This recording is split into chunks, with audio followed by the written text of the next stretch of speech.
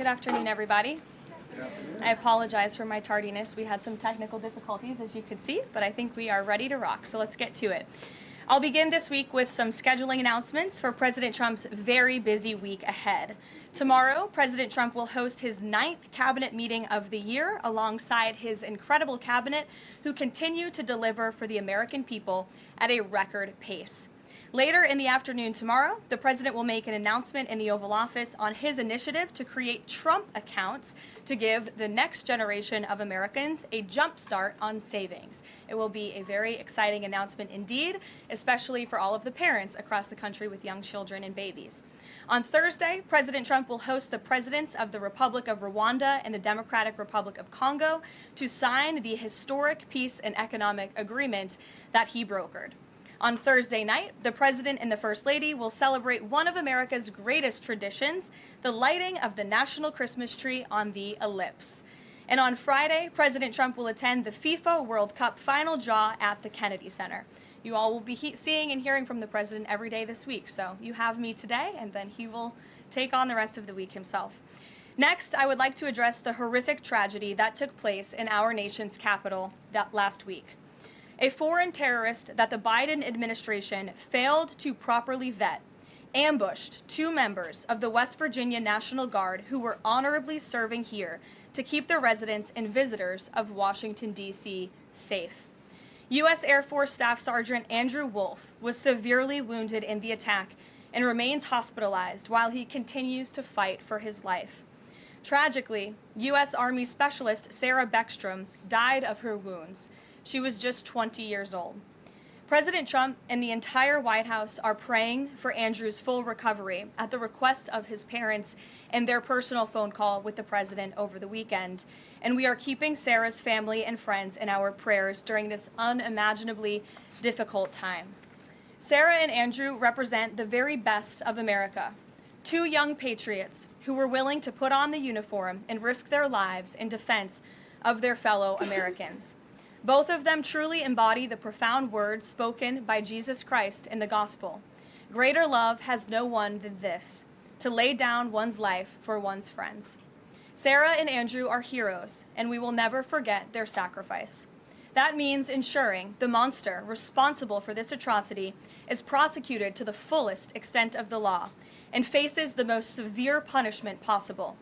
It also means reckoning with why this atrocity was allowed to happen in the first place, so that it may never occur again. Here are the facts. The terrorist who gunned down American soldiers blocks away from the White House in an ambush was an Afghan national who was flown into our country by Joe Biden's administration in September 2021 in the chaotic wake of their botched withdrawal from Afghanistan. One of the most embarrassing moments in the history of our great country. Joe Biden's historic failure in Afghanistan continues to haunt this country and our men and women in uniform. Not only did this surrender lead to a suicide bombing that killed 13 American heroes in Kabul, but now National Guard troops were shot on U.S. soil by the same kind of enemy. We continue to live with the deadly consequences of Joe Biden's horrific leadership. Nearly 100,000 Afghans were recklessly released into the United States with little to no vetting. There was no regard for the disorder and violence that this would unleash on American communities and American culture. Reportedly, thousands of these strangers and unknown individuals were flagged to the Biden administration for national security, public safety, and fraud concerns. But the terrifying truth is that the Afghanistan debacle is just a small part of Democrats' complete and total betrayal of the American people during the Biden years. The tragedy that we just witnessed the day before Thanksgiving is a reminder that untold thousands of terrorists, gang members, and criminals were invited into our country and remain here to this very day. The border is now secure, thanks to President Trump, but the threat in our interior remains real and urgent. These public safety threats are already inside our land. And President Trump was elected on a promise to find and remove them. And he has already taken significant steps and made significant progress towards fulfilling this promise. But there is more work to be done because President Trump believes that he has a sacred obligation to reverse the calamity of mass, unchecked migration into our country. As a result, the Trump administration is now actively re-examining all of the Afghans imported into the country by Joe Biden. Any individual who threatens our national security or our citizenry will be subject to removal. President Trump has already permanently paused migration of foreign nationals from third world countries that pose a very high risk to the United States. For too long, past American presidents supported self-destructive immigration policies that allowed foreigners who outright hate our country and have no interest in assimilating into our culture. They've allowed these individuals to flood peaceful American communities. This disastrous approach has drained our welfare program, driven up the cost of housing, suppressed wages, and jeopardized the safety of law-abiding American citizens. In fact, according to a new bombshell report from the New York Times, Somalian migrants in Minnesota have defrauded nearly $1 billion in taxpayer-funded benefits under Democrat Governor Walz's leadership. President Trump is putting an end to this dangerous America Last approach. His position is rooted in common sense. In the wake of last week's atrocity, it is more important than ever to finish carrying out the president's mass deportation operation. America cannot allow millions upon millions of unvetted illegal aliens to be rewarded with amnesty after they broke our nation's laws to come here. They must go back to their home countries. It is also essential to immediately address the massive fraud and corruption that has been going on for decades in other aspects of our immigration system, most notably when it comes to asylum claims. Millions of people who have come here under false pretenses are told blatant lies now enjoy temporary legal status. President Trump is ending this scam as well, and I would point out that the Democrats have tried to block this administration from doing so at every turn with lawsuit after lawsuit. The hard truth is that even when it comes to our legal immigration system, past presidents have failed to ensure that all prospective citizens love America, will add value and contribute to our communities, and will assimilate into our culture. Leaders have a duty to defend and advance the interests of their own people, not foreign nationals. Leaders also have a duty to preserve the integrity and character of our nation's national identity. That is why President Trump is more committed than ever to fully restoring American sovereignty by keeping our borders secure, removing all illegal alien invaders, and rebuilding a legal immigration system that makes sense and benefits our country. President Trump has no higher responsibility than to defend our homeland and our people, and he will never waver in doing so. With that, I will open it up to questions, and we'll lead today with Isabel Brown, who is in our new media seat. She's a very popular face on television these days. She's built a great independent media podcast and platform with the Daily Wire, and I appreciate your being here, Isabel. Thank you for being Karoline, here. appreciate it and appreciate the briefing. Many Americans, in light of these recent events that you just mentioned, are starting to say that we are being invaded as a country, culturally and logistically, when it comes to immigration. And we know that immigration without assimilation is indeed invasion. So given the recent remarks from Vice President Vance on a college campus about dramatically reducing legal immigration to address some of this crisis, and President Trump's Truth Social post last week about individuals who may be non-compatible with Western civilization, are there any conversations happening or plans being made behind the scenes for the administration to implement at least a temporary immigration moratorium, for example, in light of what the American people might be calling for? So, Isabel, it's a great question, and I think I spoke a little bit to the heart of your question in my opener there. I would add that the Trump administration has done more to limit migration, both illegal and legal, than any administration in history. And I'll just walk you through some of the actions that we have taken thus far. Number one, the Trump administration issued a travel ban for 19 countries, including Afghanistan, special immigrant visas, which is a legal pathway to get here, which we know many Afghans have utilized to come into the country, have now been paused since the tragic shooting last week. Refugee admissions were suspended for Afghans from this administration on day one, and refugee admissions into the country right now are essentially at zero, with the exception of Afrikaners fleeing persecution in South Africa. The State Department has also heightened their scrutiny and vetting of all visas and have revoked visas, as you know, for those who do not align with our country's national interests. The Secretary of State has the right to do that, and we've taken unprecedented action to do just that. We are also now pausing all asylum adjudications for additional vetting as well. And so additional actions I don't have to read out for you today, but I would just remark that the President has made tremendous progress on this front, and it's why it's so crucial that we not only secure the borders, which the President did in record time. We have 0 illegal aliens entering into the country month after month, but we also are taking a look at those who are already in the interior of our country and removing them if they are here illegally, and also taking a look at these visas. Again, having a visa in the United States is not a right, it is a privilege. And the Secretary of State, if you are deemed contrary to our country's foreign national interests, has the right to revoke that privilege. Thank you. Gabe. Thank you, Caroline. Excuse me. Regarding Venezuela, the President said yesterday that Secretary Hegseth had denied that second strike, that reported second strike on an alleged drug vote on September 2nd. The Secretary said to the President that didn't happen. But to clarify, I just wanted you to clear this up. In his social media post, Secretary Hegseth didn't go into details about that strike. He just said U.S. operations in the area were lawful, and he said that the story and media reports were fabricated. So to be clear, does the administration deny that second strike happened, or did it happen and the administration denies that Secretary Hegseth gave the order? The latter is true, Gabe, and I have a statement to read for you here. President Trump and Secretary Hegseth have made it clear that presidentially designated narco-terrorist groups are subject to lethal targeting in accordance with the laws of war. With respect to the strikes in question on September 2nd, Secretary Hegseth authorized Admiral Bradley to conduct these kinetic strikes. Admiral Bradley worked well within his authority and the law, directing the engagement to ensure the boat was destroyed and the threat to the United States of America was eliminated. And I would just add one more point to remind the American public why these lethal strikes are taking place. Because this administration has designated these narco-terrorists as foreign terrorist organizations. The President has a right to take them out if they are threatening the United States of America and if they are bringing illegal narcotics that are killing our citizens at a record rate, which is what they are doing.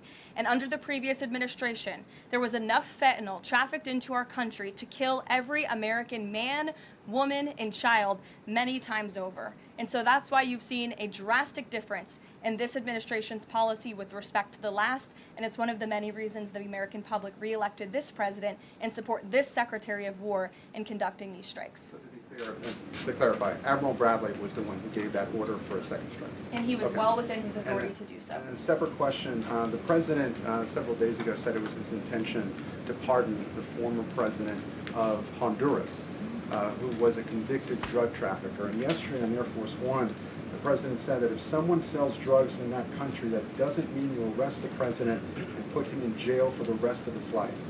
How is that different than what the administration is accusing Venezuela's Nicolas Maduro of? You're cherry picking the president's statement a little bit yesterday, as he also said yesterday the people of Honduras have highlighted to him how the former President Hernandez was set up. This was a clear Biden over prosecution. He was the president of this country. He was in the opposition party. He was opposed to the values of the previous administration, and they charged him because he was president of Honduras. There were some other egregious facts that came out during this trial, and I would encourage you to report on them. His court-appointed lawyer was only given 3 weeks to prepare for trial. He shared that his conviction was lawfare by the leftist party, who, quote, struck a deal with the Biden-Harris administration. Hernandez has highlighted there was virtually no independent evidence presented, and many of his conviction was based on testimony from many admitted criminals who hoped that cooperating would reduce their own penalties. So the president heard the concerns from many people, as he does, and he's, of course, within his constitutional authority to sign clemency for whomever he deems worthy of that. Jackie. Thank you, Caroline. Following up on Gabe's question, you said that the follow-up strike was lawful. What law is it that allows no survivors? The strike conducted on September 2nd was conducted in self-defense to protect Americans in vital United States interests. The strike was conducted in international waters and in accordance with the law of armed conflict. And then On this pardon for the Honduran president, does it at all undercut the administration's messaging while you have these congressional Republicans defending the strikes on the narco-terrorists and then a pardon for a convicted drug trafficker? Does that make it more difficult for your members to defend your administration's policy?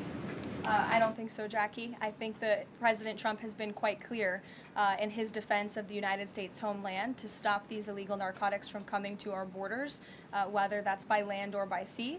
And he's also made it quite clear that he wants to correct the wrongs of the weaponized Justice Department under the previous administration. And Ouija, I'll call on you because I think we're wearing matching blazers today. I was going to Great compliment minds. yours. Thank you, Caroline. Sure. So just to be clear, to clarify on Jackie and Gabe, did Admiral Bradley order that second strike because there were still survivors after the initial strike? Again, as I read for you, Admiral Bradley worked well within his authority and the law. He directed the engagement to ensure the boat was destroyed and the threat of narco-terrorists to the United States was completely eliminated. So was the initial order from Secretary Hegseth, everyone be killed, and did that come from President Trump? I saw that quoted in a Washington Post story. I would reject that the Secretary of War ever said that. However, the President has made it quite clear that if narco-terrorists, again, are trafficking illegal drugs towards the United States, he has the authority to kill them. And that's what this administration is doing. And can I Danny? follow up on the MRI, because President Trump Sure. yesterday said that he would release the results of his MRI. Is that happening right now? It is happening right now. As part of, and this is a summary from the President's physician, and we will release it right now. I think my team has it teed up for all of you. I'll read it for you, and then you'll get it physically as well. As part of President Trump's comprehensive executive physical, advanced imaging was performed because men in his age group benefit from a thorough evaluation of cardiovascular and abdominal health. The purpose of this imaging is preventative, to identify any issues early, confirm overall health, and ensure the President maintains long-term vitality and function. President Trump's cardiovascular imaging was perfectly normal. No evidence of arterial narrowing impairing blood flow or abnormalities in the heart or major vessels. The heart chambers are normal in size, the vessel walls appear smooth and healthy, and there are no signs of inflammation or clotting. Overall, his cardiovascular system shows excellent health. His abdominal imaging is also perfectly normal. All major organs appear very healthy and well perfused. Everything evaluated is functioning within normal limits with no acute or chronic concerns.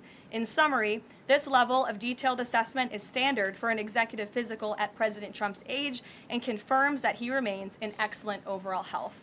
Again, we will provide that to you. I think that's quite a bit of detail, and in the effort of transparency, the President promised it last night, and we have delivered today. So there you go.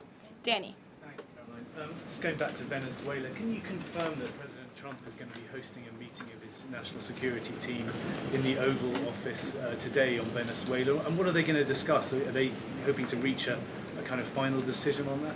Out of the effort of transparency, I will confirm that the President will be meeting with his national security team on this subject and on many matters. He meets with his national security team quite often. He's the commander-in-chief. It's part of his responsibility to ensure that peace is ongoing throughout the world. I'm definitely not going to detail the specifics of a meeting between the President and his national security team that's taking place in the Oval Office, but I'm happy to confirm that meeting is taking place for you. Can you tell us, is there still, what's the position on whether US troops on the ground is a possibility there? Is that, I know you've answered that before, but what's the current operative In status? Venezuela? I think my previous answer stands. There's many options at the President's disposal that are on the table, and I'll let him speak on those. Ed. Thanks, Caroline. The U.S. announced a trade framework deal with the United Kingdom on pharmaceuticals, where they will pay 25% more, and the savings theoretically will go back to American consumers. What guarantees are in that savings will in fact go back to the American consumer and not be sucked up by the company? I'm going to be honest with you, Ed. I'll get you the answer to that question after the briefing. So the American Rescue Plan, Sure. funded a number of universal income. Kush will get you that answer, right, Kush? My trade guy over here. The American Rescue Plan funded a number of universal basic income programs. Now Cook County, Illinois is extending that program into 2026 with $7.5 million of taxpayer money. What does the White House think about that? I'll also get you an answer on that after the briefing, Ed. To hope for two. Go ahead. Sure. And then in the interest of transparency, does the White House support releasing the Department of Defense's video of those September 2nd strikes on those military boats? And also, separate topic on presidential pardon power. Why did the president commute the sentence of David Gentile recently? He's a private equity executive. He served 12 days out of a 7-year sentence. Prosecutors said he defrauded $1.6 billion with thousands of victims, including veterans, farmers, teachers. Why was he pardoned? To your first question, that's definitely not a decision for me to make. I would defer you to the Department of War. It's also probably a decision for the president himself to make. As for your second question with respect to that pardon, he issued a commutation for Mr. Gentile, who's the former CEO and co-founder of GBP Capital Holdings. Unlike similar companies, GBP paid regular annualized distributions to its investors. In 2015, GBP disclosed to investors the possibility of using investor capital to pay some of these distributions rather than funding them from current operations. Even though this was disclosed to investors, the Biden Department of Justice claimed it was a Ponzi scheme. This claim was profoundly undercut by the fact that GBP had explicitly told investors what would happen. At trial, the government was unable to tie any supposedly fraudulent representations to Mr. Gentile. In short, again, this is another example that has been brought to the president's attention of a weaponization of justice from the previous administration, and therefore he signed this commutation. Statements, though, say that these people were defrauded. I just read you a very detailed summary of why the commutation was made. Sure. In the middle with the red tie. Thank you, Caroline. Okay, Andrew, go ahead, and then you. In wake of Congresswoman Marjorie Taylor Go ahead Greene's early resignation, reports last week indicated that other House Republicans might consider doing the same. Does the president have any concerns in light of those reports about other House Republicans potentially leaving early, as well as the other announced retirements that we saw in the last couple of days? Look, I think the president maintains very good relationships with the vast majority, maybe with the exception of one or two. I think many in this room know who I'm referring to. Very good relationships with members of Capitol Hill within the Republican Party. And the president clearly is the unequivocal leader of the Republican Party. I think it was a recent CNN poll that actually showed that more than 90% of Republicans continue to support President Trump as the leader. So he maintains very good relations, as does his entire team here at the White House. And of course, we have a very slim margin in the House, and the president wants that to continue. Andrew, go ahead. Sure. First, on the Venezuela strike, you said that that second strike was in full accordance with the law of armed conflict, but the Navy's own manual of law of war says that specifically firing on survivors from a wrecked vessel is an example of a war crime that's forbidden under U.S. law and the law of armed conflict.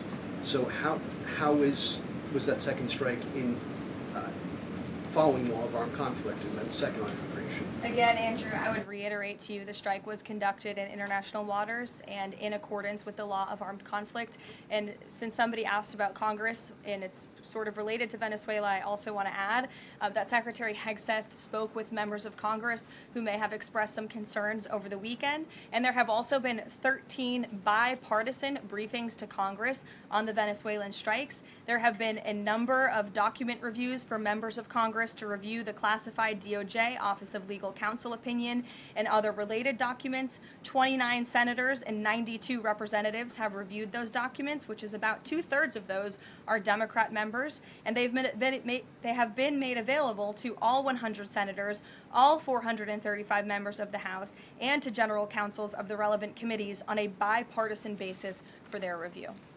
On immigration, during your topper you said, and I quote, "Leaders also have a duty to preserve the integrity and character of our nation's national identity."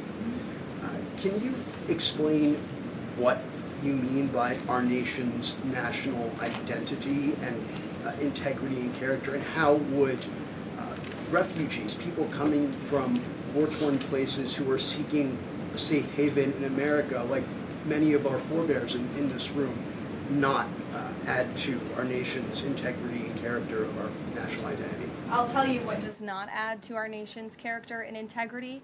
is refugees who come here under the alleged plight of asylum and fleeing persecution, and then come to the United States to abuse our system and rip off American taxpayers. And as I pointed out, the New York Times, to their credit, it was about 6 months too late, but they did write about how Somali immigrants in Minnesota have been ripping off American taxpayers. In fact, 86 people have been charged in a rampant and widespread fraud scheme spanning multiple programs in Minnesota. Of those 86, 78 of those people are Somali, 91% of them charged. So far, 59 of those people have been convicted for their roles in fraud plots that have stolen $1 billion from taxpayers. In one scheme, and this is egregious, a nonprofit and its affiliates with these Somali migrants claimed to have fed tens of thousands of American children during the pandemic. They were reimbursed for those meals by taxpayers. However, federal prosecutors found that almost all of those meals were never even delivered to hungry children. In fact, those organizations' leaders spent the money on houses, luxury cars, and real estate in Turkey and Kenya. Another scheme involved hundreds of organizations who were reimbursed for services that were supposed to help people at risk of homelessness. Once again, those services were never provided. All of this has happened under Democrat leadership in a Democrat-run state, where these refugees, these migrants are coming to the United States. They are abusing our system. They are draining our resources that should be going to law-abiding, taxpayer-funded, tax-paying Americans. And this president is not going to put up with it anymore. Rachel. Thank you, Karoline. Just to follow back up on the Washington Post reporting, so much of the concern from Democrats and Republicans is focused on the survivors. Why won't the administration either confirm or deny or reveal whether or not there were survivors after that initial first strike? And what imminent threat would two survivors pose who were clinging presumably to the wreckage of that boat? Again, as I said, I think you guys are sort of not listening fully to the statement I've provided. Admiral Bradley worked well within his authority and the law, directing the engagement to ensure the boat was totally destroyed and the threat to the narco-terrorists, to the United States, was eliminated. And for any further questions about his thinking, I would defer you to the Department of War. I obviously wasn't in the room for these. Just to follow up, Karoline, just on the administration's policy when it comes to survivors, was there a change in policy after this strike on September 2nd? The Washington Post is reporting that these two survivors were killed after a second strike, but then in October, two people were rescued and returned to Colombia and Ecuador. So was there a decision that was made to handle survivors differently after these strikes? Not to my knowledge, no. Steve. The president confirmed that he spoke to the Venezuelan leader. Are you trying to negotiate his departure? Is there an asylum deal underway? President, as you know, last night on Air Force One, he said, I don't want to comment on that, but I did speak to him in the effort of transparency. So there you go. You got your confirmation. I'll let him speak further if he wishes to on the details of that conversation that took place. Steve Witkoff is headed to Moscow. How close are you to some sort of Ukraine agreement? I think the administration feels very optimistic. Obviously, you've seen, Steve, that the president's entire team, including Special Envoy Witkoff and Secretary Rubio and the Vice President and the President himself, Secretary Hegseth as well, have been working so hard on this effort, and they all really want to see this war come to an end. And so just yesterday, Sunday, I believe that was yesterday, they had very good talks with the Ukrainians in Florida, and now, of course, Special Envoy Witkoff is on his way to Russia. This is sort of the shuttle diplomacy that you've seen from this administration play out, where we speak equally with both sides. We've put points on paper. Those points have been very much refined, but as for the details, I will let the negotiators negotiate, but we do feel quite good, and we're hopeful that this war can finally come to an end. Stephen. Thank you, Caroline. I've got a question about Ukraine and then a clarification about the immigration changes that are happening. On Ukraine, President Trump very briefly yesterday said that corruption issues there were not helpful to the peace process following the resignation on Friday of President Zelensky's top aide, Andrei Yermak. We were told from your podium in the prior administration that, quote, there is no indication that there's been any kind of widespread corruption involving U.S. resources in Ukraine. What is the Trump administration's view of corruption issues in the wake of Yermak's resignation, and how is that impacting peace talks? Well, look, I think the president has made it quite clear, as he said last night, corruption is never helpful. And he does not want to see American tax dollars taken advantage of, which is why he has stopped the endless checks that were being written by the previous administration to fund this war. The United States is selling weapons to NATO that are being sent to Ukraine. That's a very different thing than the American people writing blank checks to a war effort very far away. It does not degrade the administration's determination to see this war come to an end, but I think it exemplifies the president's desire to always put the American people and the American taxpayer first. On immigration, you mentioned, or you emphasized that there would be a review of the Afghans who were resettled here under the previous administration. Yes. There's a lot of changes happening right now to asylum and to green card holders. What should the 2 million people with pending asylum claims, or the roughly 1 million people from the 18 other countries of concern, know about what's going on in the review? What's the status of all these other people? They're essentially paused for review, and the Department of Homeland Security is taking this very seriously, because we are not going to allow soldiers like we saw in American streets last week to be gunned down at the hands of these foreign nationals who had the privilege of coming to the United States of America. And unfortunately, this is not the only example of a dangerous Afghan who was let in by Joe Biden, who went on to harm the American people. There was an Afghan national who was let into the country under the Biden administration through Operation Allies Welcome, who shot and wounded 2 Fairfax, Virginia police officers during a routine traffic stop. He was killed by return fire after declaring, quote, "I should have served with the explicitive Taliban." 2 Afghan nationals were given legal status by the Biden administration as well, who were arrested and prosecuted for plotting a terrorist attack in Oklahoma just before Election Day in 2024. We all remember that. They possessed hundreds of rounds of ammunition and had pledged their allegiance to ISIS. There was also an Afghan national who was on the terror watch list who was apprehended by Border Patrol in 2024, but then he was released into our country by the Biden administration. Again, let's just highlight the absurdity of that. Border Patrol apprehended a terrorist, and then the Biden administration, because of their lax policies, still allowed him to come into the United States of America. I think everyone in this room, whether you want to admit it or not, does not want that individual living alongside you in your American neighborhood. And that individual was later arrested again after being allowed to live in the U.S. at large for over a year. Another one, a criminal illegal alien from Afghanistan, was arrested by ICE in 2025, convicted of second-degree assault, was previously allowed to stay in the country by the Biden administration. I have several more examples here. I'm happy to provide them to anyone in this room. John. Thank you, Caroline. First of all, happy Thanksgiving to Thank you. and your young family. Hope Thank you you. enjoyed it. You too. I have 2 questions unrelated. The first, back to Afghanistan. My son and I walked by the horrific shooting less than 1 hour before it happened. So for anybody that's here, this thing's real. You outlined all of these unvetted Afghans that that were let in by Biden. We just had one the other day that was going to blow up a DHS building. Can you be specific on what the Trump administration is doing now to re-vet those that are here so that we don't get a repeat of what we had Wednesday night?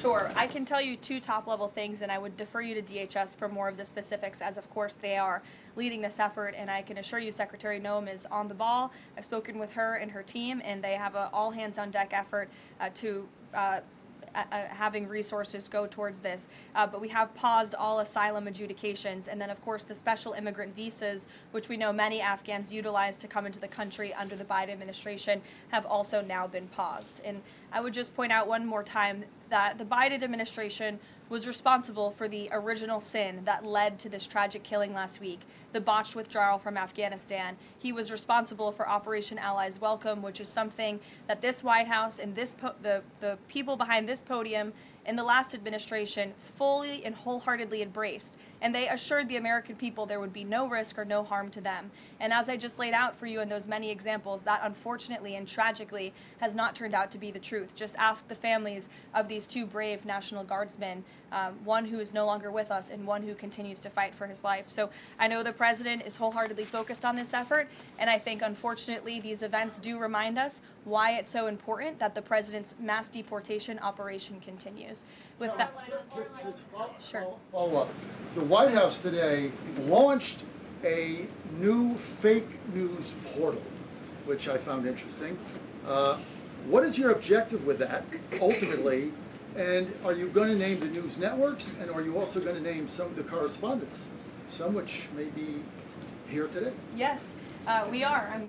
I'm glad you noticed. Much to the dismay of some of your colleagues in the room, John. And I think it goes to our original promise on day one to hold the media accountable, because unfortunately, and we deal with this all day, every day around here, there are so many fake stories that are unfortunately written that have inaccurate characterizations of meetings that took place, and it's all based on anonymous sourcing. And you know, the standard for journalism, unfortunately, has dropped to such a historic low in this country. And again, we deal with it every day, where you can have an anonymous source who has no idea what they're talking about, zero credibility, call up a reporter in Washington and say, hey, I heard this, and then the next thing you know, it's on the front page of the New York Times. It's really incomprehensible. We appreciate the journalists, some of those who are in this room who do reach out for comment, who try to get things right, and there are some that remain. But overwhelmingly, the fake news that we see pumped out of this building on a day-to-day basis, it's honestly overwhelming to keep up with it all, and to constantly have to defend against these fake news and these attacks. And I will point out one fake news story over the weekend before I let you all go, from the New York Times that took about 1/3 of the president's daily calendar and his daily schedule and said that he's doing less than he did in his first term, or he might not be fit for the job. That is unequivocally false, and it's deeply unfortunate that this story was written by the same outlet and the same reporter who wrote this: Biden is doing 100% fine after tripping while boarding Air Force One. Oh, same outlet, same reporter who wrote that President Trump is not fit for the job. Are you kidding me? You all see him almost every single day. He is the most accessible president in history. He is taking meetings around the clock. Another one. Biden declared, quote, healthy and vigorous after his first presidential physical. I don't see headlines like that too often about this president. Again, same reporter, same outlet who wrote falsely over the weekend that President Trump is not fit for the job. I can assure you he absolutely is. You all see that with your own eyes on a daily basis, and the president's physician has now given you all 3 detailed reports on the state of the president's health. So with that, I will leave you all and we'll see you tomorrow. Thank you. Thank you, Caroline.